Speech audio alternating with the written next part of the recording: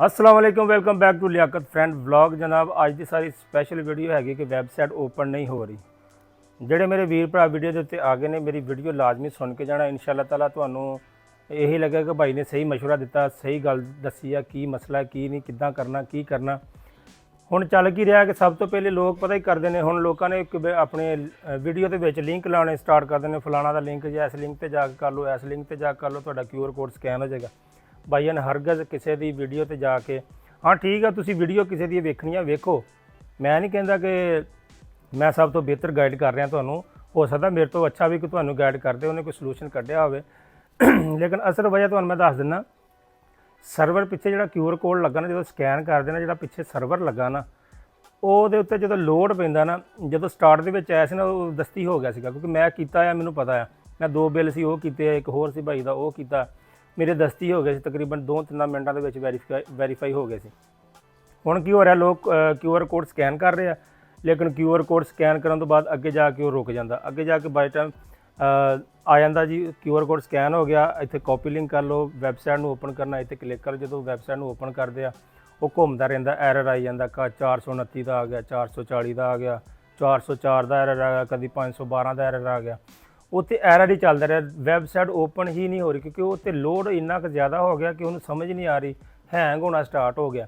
ਜਿਹੜੇ ਕਿ ਗੌਰਮੈਂਟ ਦੇ ਕੰਮ ਆ ਕਰਨ ਵਾਲੇ, ਇੱਦਾਂ ਦਾ ਕੰਮ ਪਹਿਲੇ ਤਿਆਰ ਕਰਕੇ ਤੇ ਫਿਰ ਤੁਹਾਨੂੰ ਚਾਹੀਦਾ ਸੀ ਸਕੀਮ ਲਾਂਚ ਕਰਨਾ, ਲੇਕਿਨ ਨਹੀਂ। ਇੱਥੇ ਸਾਡੇ ਗੌਰਮੈਂਟ ਦਾ ਕੰਮ ਕੀ ਆ, ਦੁੱਧ ਦੇਣਾ ਤੁਹਾਨੂੰ ਪਹਿਲੇ ਵਿੱਚ ਮੇਂਗਣਾ ਪਾ ਦੇਣੀ ਆ ਤੇ ਦੁੱਧ ਵੀ ਦੇ ਦੇਣਾ। ਲਓ ਹੁਣ ਮੇਂਗਣਾ ਵੀ ਕੱਢਦੇ ਰਹੋ, ਦੁੱਧ ਜਿਹੜਾ ਮੇਂਗਣਾ ਕੱਢ ਲੇਗਾ ਦੁੱਧ ਲੈ ਲੇਗਾ, ਨਹੀਂ ਤੇ ਫਿਰ ਸਾਰੇ ਮੇਂਗਣੇ ਹੀ ਖਾਣਗੇ।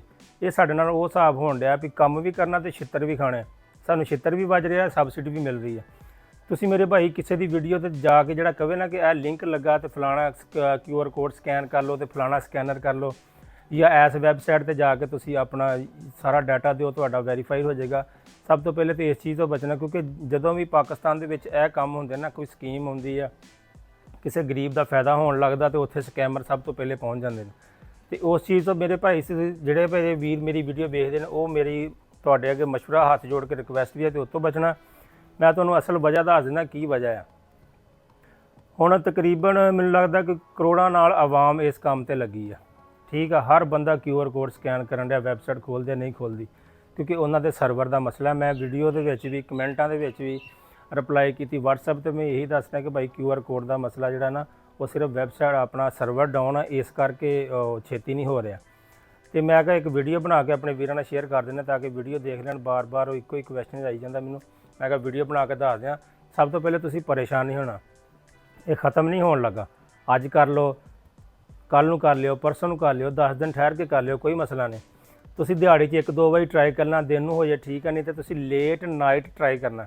ਸਭ ਤੋਂ ਜਿਹੜੀ ਮੇਨ ਵਜ੍ਹਾ ਹੈ, ਰਾਤ ਨੂੰ ਲੇਟ ਨਾਈਟ ਟਰਾਈ ਕਰਨਾ, ਕਿਉਂਕਿ ਉਸ ਟਾਈਮ ਹਰ ਬੰਦਾ ਸੁੱਤਾ ਹੁੰਦਾ ਪਾਕਿਸਤਾਨ ਦੇ ਵਿੱਚ। ਤੇ 2-3 ਵਜੇ ਦਾ ਜਿਹੜਾ ਟਾਈਮ ਹੈ ਨਾ, ਕੁਛ ਲੋਕ ਹੁੰਦੇ ਜਿਹੜੇ ਜਾਗ ਰਹੇ ਹੁੰਦੇ, ਜਿਹੜੇ ਨਾਈਟ ਡਿਊਟੀਆਂ ਕਰਦੇ ਹੁੰਦੇ ਨੇ, ਉਹੀ ਜਾਗ ਰਹੇ ਹੁੰਦੇ ਨੇ।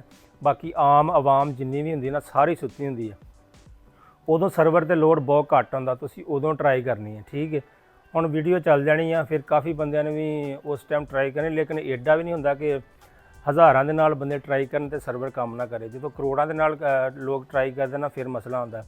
ਦੂਜੇ ਨੰਬਰ 'ਤੇ ਤੁਸੀਂ ਕੰਮ ਪਤਾ ਕੀ ਕਰਨਾ ਆ, ਸਭ ਤੋਂ ਪਹਿਲੇ ਤਾਂ ਆਪਣੇ ਕਰੋਮ ਬਰਾਊਜ਼ਰ 'ਤੇ ਜਾਣਾ, 3 ਡਾਟ 'ਤੇ ਕਲਿੱਕ ਕਰਨਾ, ਜਿਹੜੀ ਸਾਈਡ 'ਤੇ 3 ਨੁਕਤੇ ਹੁੰਦੇ ਨੇ ਉੱਤੇ ਕਲਿੱਕ ਕਰਨਾ। ਕਲਿੱਕ ਕਰਨ ਤੋਂ ਬਾਅਦ ਤੁਹਾਡੀ ਗੂਗਲ ਦੀ ਜਿਹੜੀ ਹਿਸਟਰੀ ਹੈ ਨਾ, ਕਰੋਮ ਦੀ ਹਿਸਟਰੀ, ਉਹਨੂੰ ਤੁਸੀਂ ਇੱਕ ਵਾਰੀ ਕਲੀਅਰ ਕਰ ਦੇਣਾ। ਉਸ ਤੋਂ ਬਾਅਦ ਤੁਸੀਂ QR ਕੋਡ ਸਕੈਨ ਕਰਕੇ ਵੇਖਣਾ, ਹੋ ਸਕਦਾ ਫਿਰ ਵੀ ਖੁੱਲ੍ਹ ਜਾਏ, ਕਿਉਂਕਿ ਕਰੋਮ ਜਿਹੜਾ ਹੁੰਦਾ ਨਾ, ਪੁਰਾਣਾ ਡਾਟਾ ਲੈ ਕੇ ਤੁਰਿਆ ਫਿਰਦਾ ਰਹਿੰਦਾ। ਅਗਰ ਉਹ ਕਲੀਅਰ ਹੋ ਜਾਏਗਾ ਤਾਂ ਫਿਰ ਨਵੇਂ ਸਿਰੇ ਡਾਟਾ ਹੋ ਸਕਦਾ ਪਿਕ ਕਰ ਜੇ।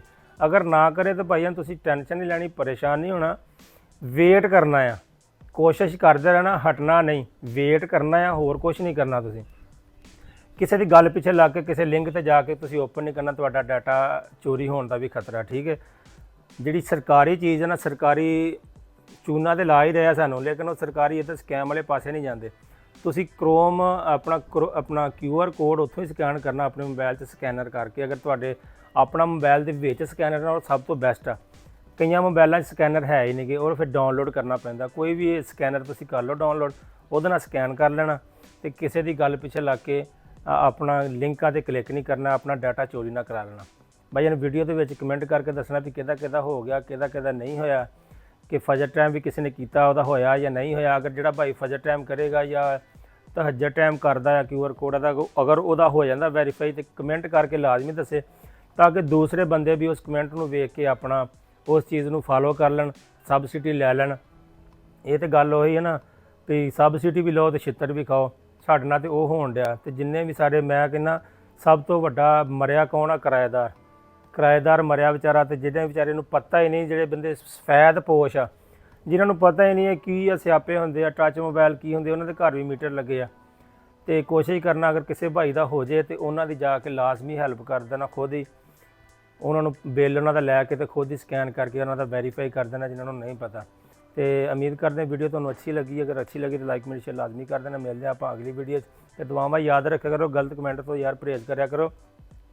ਗੱਲ ਮੇਰਾ ਕਰਨ ਦਾ ਮਤਲਬ ਇਹੀ ਹੁੰਦਾ ਕਿ ਮੈਂ ਤੁਹਾਨੂੰ ਉਹ ਚੀਜ਼ ਦੱਸਾਂ ਜਿਹੜੀ ਕਿ ਹੋ ਰਹੀ ਆ, ਕਿਉਂਕਿ ਇਹਦੇ ਵਿੱਚ ਇਹ ਨਹੀਂਗਾ ਕਿ ਫਲਾਣਾ VPN ਨਾ ਕਰ ਲਓ, ਫਲਾਣੇ ਨਾ ਕਰ ਲਓ। VPN ਨਾਲ ਸਰਕਾਰੀ ਵੈਬਸਾਈਟਾਂ ਆਨ ਨਹੀਂ ਹੁੰਦੀਆਂ, ਠੀਕ ਹੈ।